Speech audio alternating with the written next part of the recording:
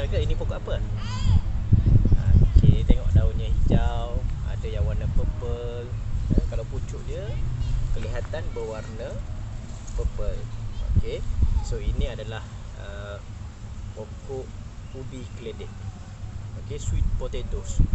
Okey, beginilah rupa pokok ubi keledek.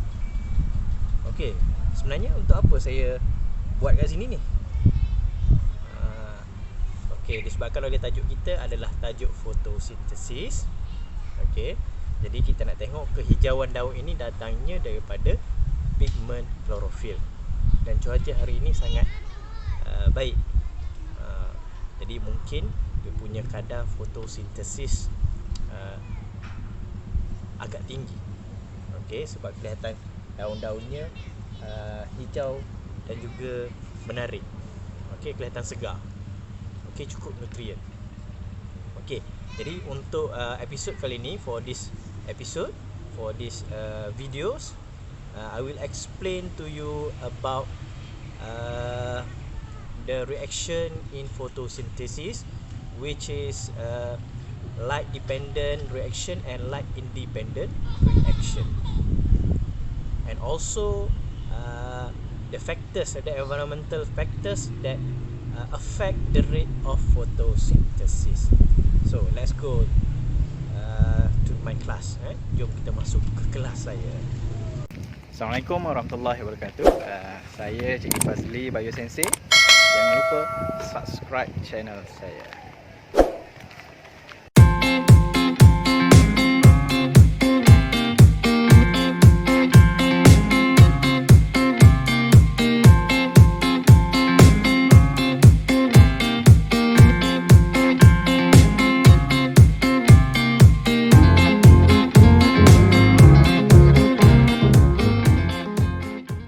Assalamualaikum warahmatullahi wabarakatuh.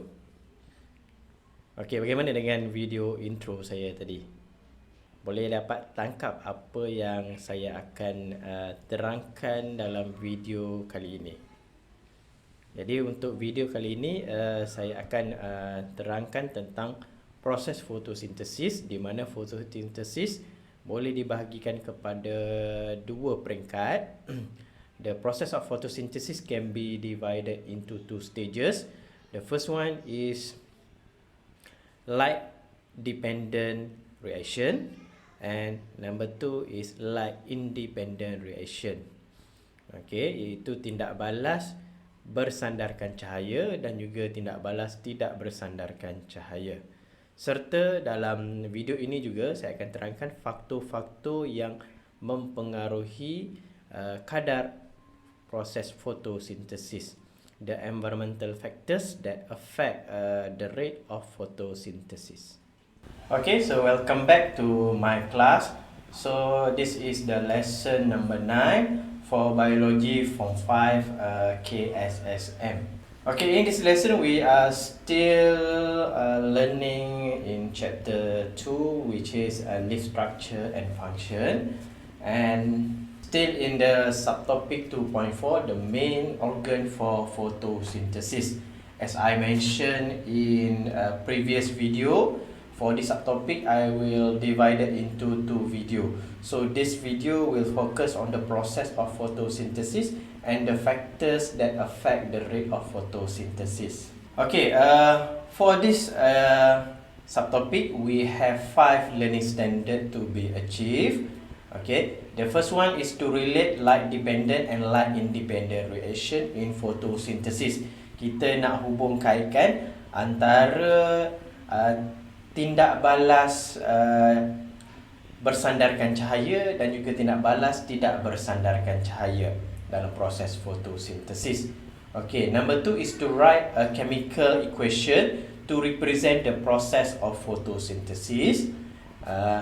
And then number 3, to compare and contrast light dependent and light independent reaction in photosynthesis. Kita nak bandingkan antara proses ataupun tindak balas bersandarkan cahaya dengan tindak balas tidak bersandarkan cahaya. Okay, and then number 4, to explain environmental factors that affect the rate of photosynthesis. there are three factors. Okay, ada tiga faktor.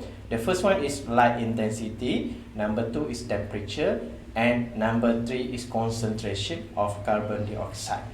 Okay, saya akan terangkan bagaimana faktor-faktor persekitaran boleh mempengaruhi proses fotosintesis. Ada tiga semuanya. Yang pertamanya adalah keamatan cahaya, yang kedua adalah suhu, dan yang ketiga adalah kepekatan karbon dioksida. And then learning standard number 5 is analyze the effect of different light intensity and colors of light on the rate of photosynthesis.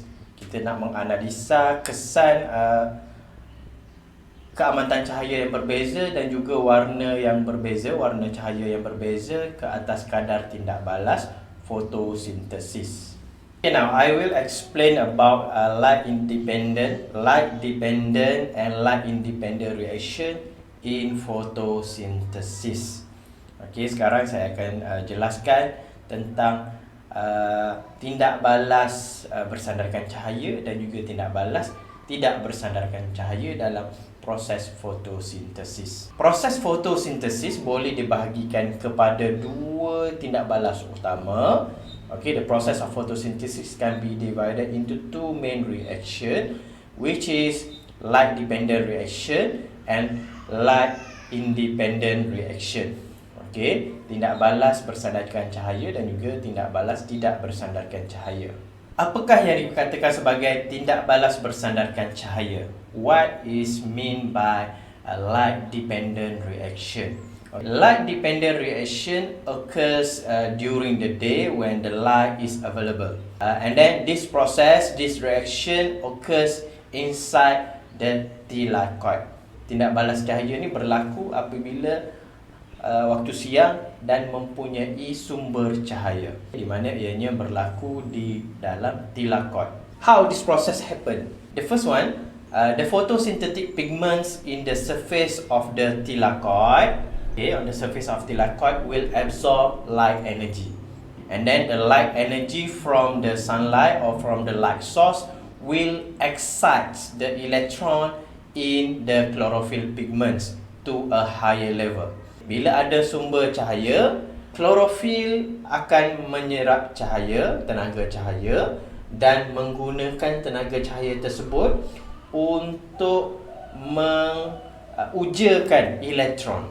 Tenaga cahaya yang diserap tadi akan menyebabkan elektron yang ada di dalam photosynthetic pigment, iaitu klorofil, akan teruja dan bergetar. The chlorophyll pigment attract electrons from water via photolysis to become stable.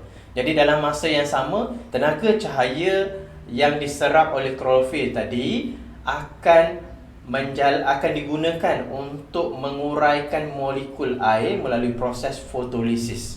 Apa itu fotolisis? The breakdown of water molecule using light energy, di mana tenaga cahaya tadi akan menukarkan H2O kepada hydrogen ion dan juga hydroxide ion.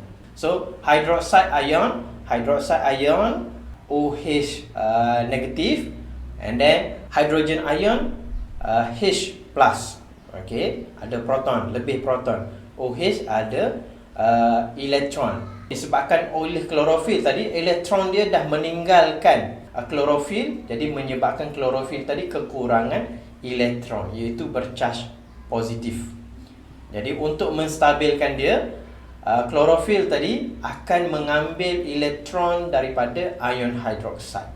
Dia akan ambil daripada ion hydroxide.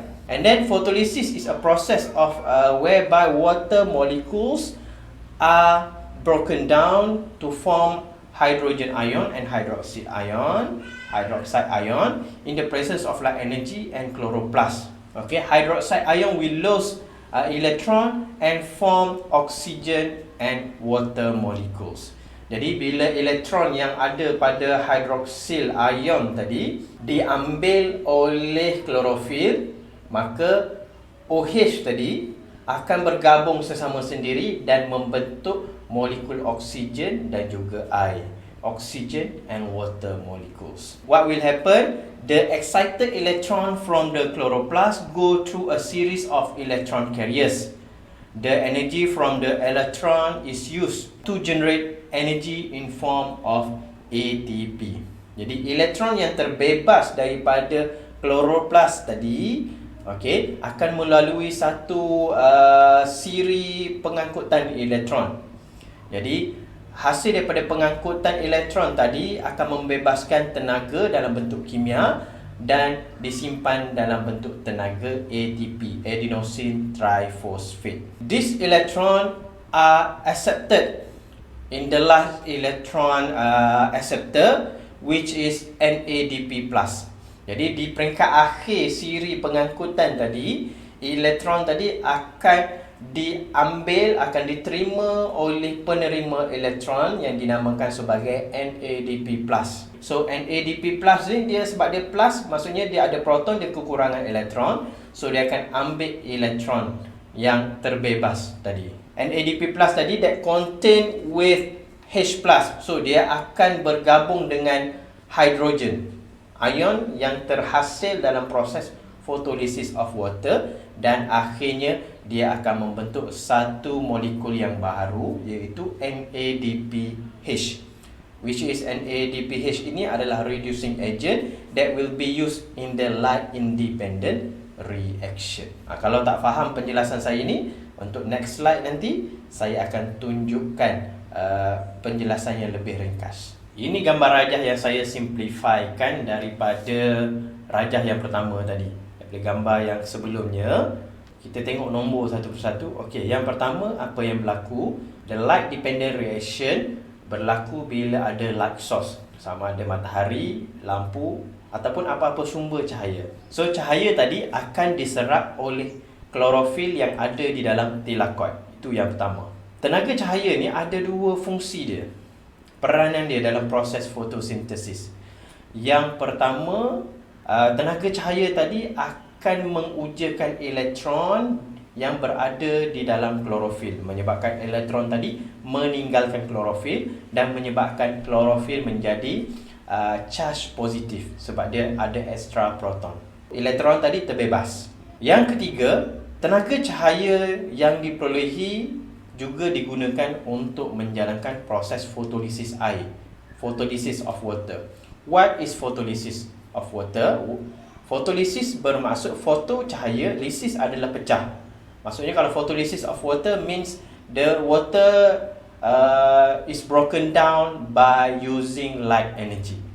Okay, molekul air dipecahkan oleh tenaga cahaya, dipecahkan kepada ion hidrogen dan juga ion hidroksil. Ion hidrogen bercharge positif, ion hidroksil bercharge negatif, ada elektron. Apa yang berlaku? Okey.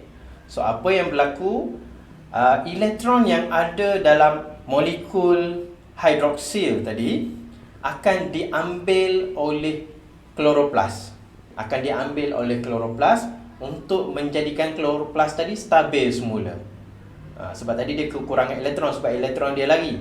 Sekarang dia ambil elektron daripada kumpulan hidroksil. So kumpulan hidroksil tadi bila elektron dia dah hilang, dia pun dah stabil, tetapi bentuk OH tadi, molekul OH tadi tidak stabil sepenuhnya. Jadi the molecule of hydroxyl tadi akan combine together sesama dia, OH dengan OH, dia akan bergabung sesama dia dan akhirnya dia akan membentuk oksigen dan juga water, O2 and H2O. So kedua-dua compound ini, oksigen dan juga air ini akan dibebaskan melalui stoma. Dah tak terlibat dalam proses yang seterusnya. Jadi dalam proses yang seterusnya, di peringkat yang seterusnya, elektron yang dibebaskan oleh kloroplast, oleh klorofil dan juga ion hidrogen yang terhasil melalui proses fotolisis air. So apa yang berlaku? Okey, elektron tadi yang terbebas will be carried by an electron carrier. Akan diangkut oleh satu series electron carrier di mana elektron carrier tadi, bila elektron bergerak saja dia akan membebaskan tenaga. Jadi tenaga yang terbebas tadi akan membentuk tenaga kimia dan disimpan dalam bentuk ATP. Di mana ATP ini akan dihantar ke stroma untuk tindak balas light independent reaction. So bila sampai ke penghujung dia, bila elektron dah nak sampai ke destinasi dia, ada satu elektron acceptor, penerima elektron yang terakhir selepas dia melalui satu siri pengangkutan tadi. Akhirnya ada elektron acceptor yang dinamakan sebagai NADP+. NADP+ ni bercharge positif. Jadi NADP+ ni akan menerima elektron dan juga ion hidrogen yang terbebas tadi, dan dia akan combine untuk membentuk NADPH. Hidrogen tadi akan diangkut oleh NADPH untuk digunakan dalam light independent reaction. Di mana di dalam light independent reaction nanti hidrogen tu dibebaskan, akhirnya NADPH tadi akan jadi NADP+ semula, dan proses tu akan berterusan, sentiasa digunakan. ATP pula, ATP pula akan digunakan dalam tindak balas light independent reaction, dan dia tukarkan jadi ADP plus phosphate, inorganic phosphate. Saya harap penjelasan saya tu boleh difahami untuk light dependent reaction, tindak balas bersandarkan cahaya. When the light dependent reaction finish, all the products, hydrogen ion that carried by NADP plus in a form of NADPH, and electron will be carried into the stroma. So light independent reaction berlaku di dalam stroma, di mana bahan-bahan yang terlibat adalah bahan yang terhasil semasa light dependent reaction.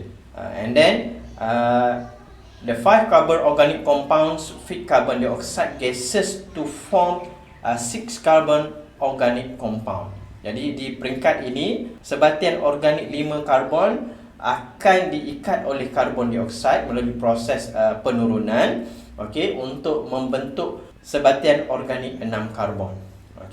And then the NADPH and ATP from the light dependent reaction reduces the organic compounds to glucose monomer.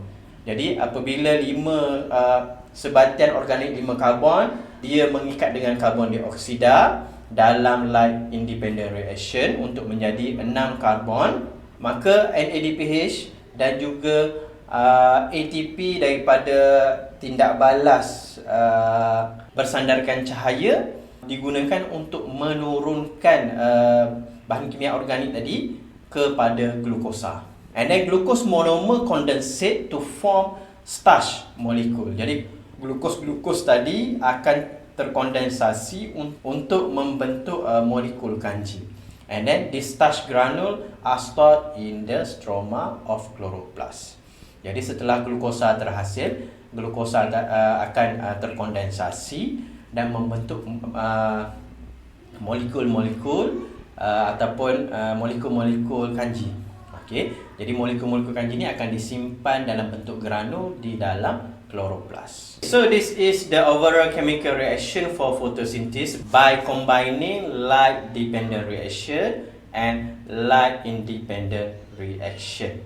12 molecules of water H2O plus 6 molecule of CO2 carbon dioxide with the presence of light energy and chlorophyll will produce 1 molecule of glucose C6H12O6 and 6 molecule of oxygen and 6 molecule of water.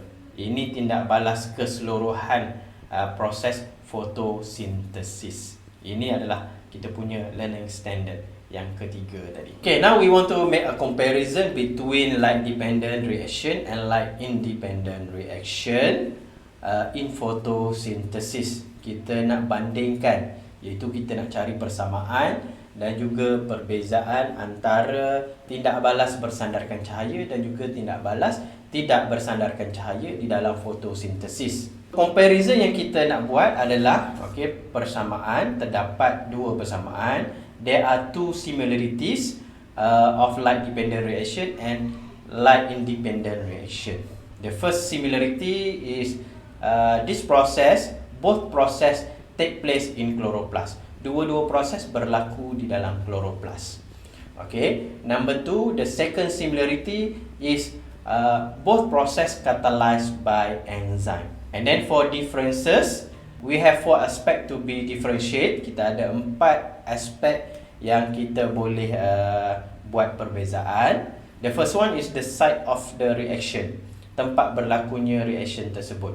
Light dependent reaction occurs in thalocode, while the light independent reaction occurs in the stroma, the site of the reaction in the stroma. Second aspect is about the process involved in this reaction.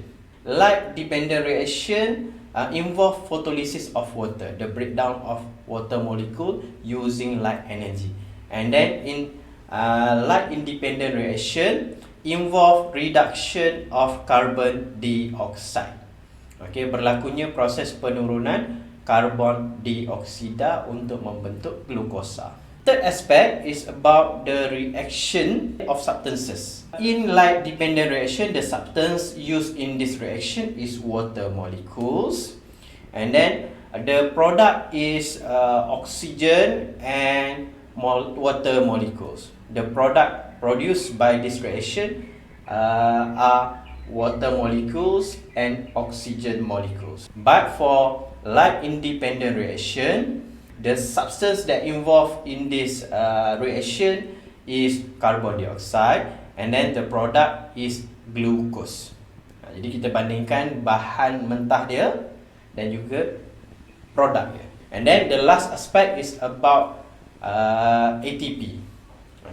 In light dependence, it will produce ATP molecule, a few molecules of ATP molecules. But in light dependent reaction, the ATP is being used. Molekul ATP digunakan dalam light independent reaction. So itu perbezaan. So dalam exam, jangan sesekali jawab dalam bentuk terminda macam ni. Kena jawab dalam soalan esei, dalam bentuk ayat. Now is the last part for our lesson. For this video, it's about environmental factors that affect the rate of photosynthesis. Faktor-faktor persekitaran yang mempengaruhi kadar tindak balas, kadar fotosintesis. There are 3 factors that can affect the rate of photosynthesis. The first one is concentration of carbon dioxide. So we will refer to the graph. The graph shows the rate of photosynthesis versus carbon dioxide concentration. When the concentration of carbon dioxide increase, at the light intensity, at low intensity with 30 degrees Celsius, the rate of photosynthesis will increase until it reach the point P. The higher concentration of carbon dioxide, the higher the rate of photosynthesis, as long as no limiting factor. So when it reach to the P, at the P point, the photosynthesis rate is become constant. So bila dia sampai kepada titik P, graf tu akan jadi mendata, constant. Why the graph become constant? Any further increases after the point P, the rate of photosynthesis is remain unchanged. Dia takkan berubah. Sebab apa? Sebab the limiting factor in this part is light intensity. Faktor yang menghadkan proses fotosintesis adalah low light intensity. But if we increase the light intensity at the high light intensity level, the rate of reaction will also increase. Factors number 2 that can affect the rate of photosynthesis is light intensity. So we refer to this graph, the graph of the rate of photosynthesis versus the light intensity. The rate of photosynthesis increases until it reach its maximum point of noon. So graf ni dia akan naik sehingga sampai satu peringkat. Maksudnya the higher the light intensity, the higher the rate of photosynthesis until it reach the maximum point at noon. Bila dia sampai kepada point yang paling maksimum pada waktu tengah hari. So when it reach to the P is saturation point. P adalah titik tepu, which is when the P is a saturation point, titik tepu, where the temperature and carbon dioxide are limiting factor. Bila sampai dekat P, dia jadi constant sebab carbon dioxide dan juga temperature adalah faktor penghad dia. So dalam graf ni kepekatan carbon dioxide-nya adalah 0.03. But in graph 2,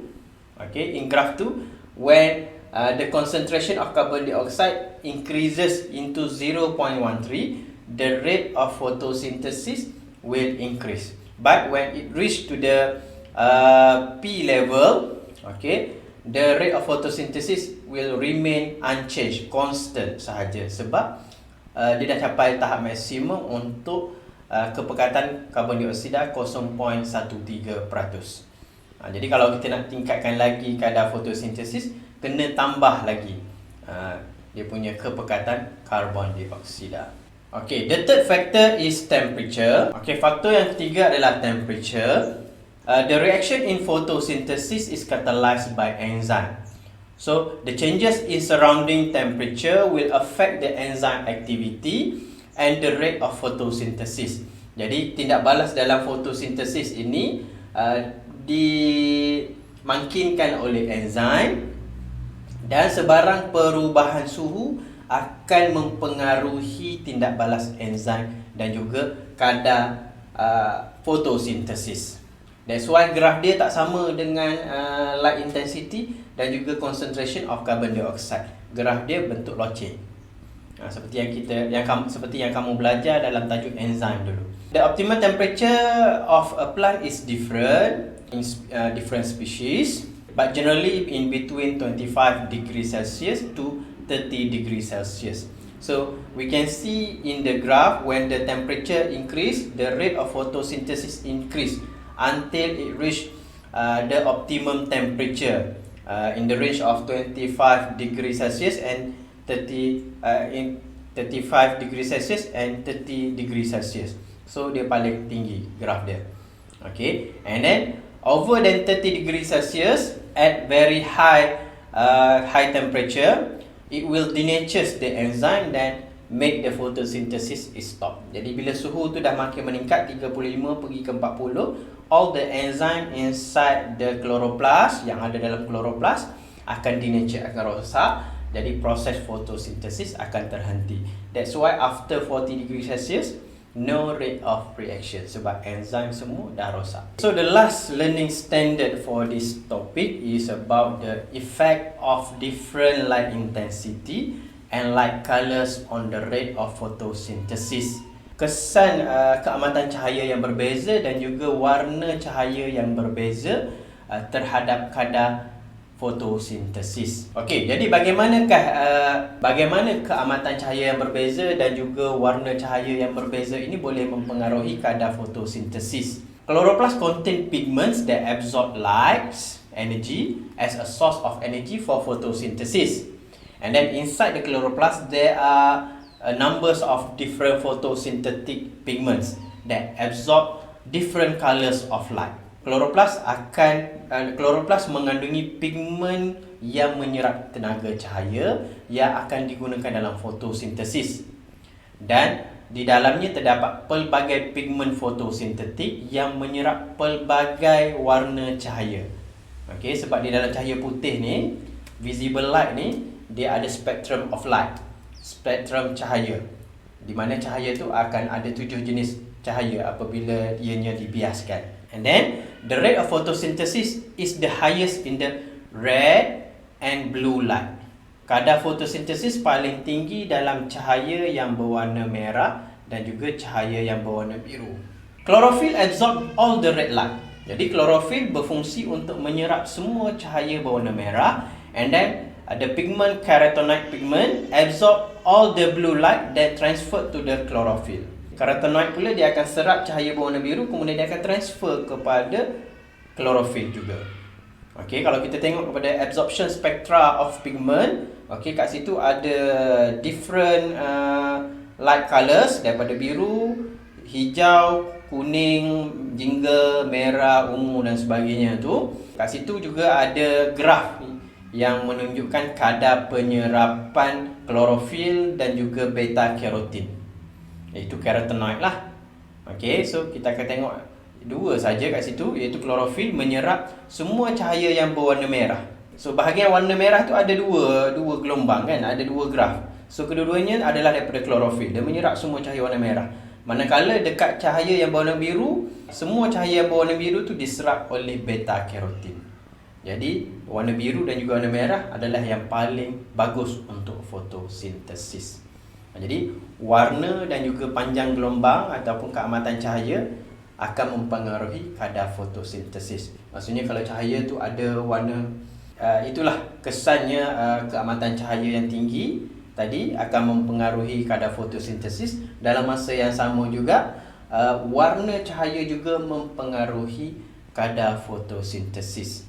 Jadi kadar fotosintesis akan tinggi apabila cahaya merah dan juga cahaya biru dapat diserap oleh pigmen-pigmen yang ada dalam klorofil, dalam kloroplas. Sampai di sini saja untuk penerangan saya untuk fotosintesis, dan saya harapkan penerangan saya ini dapat membantu kefahaman anda tentang fotosintesis dan juga tentang light dependent reaction and light independent reaction.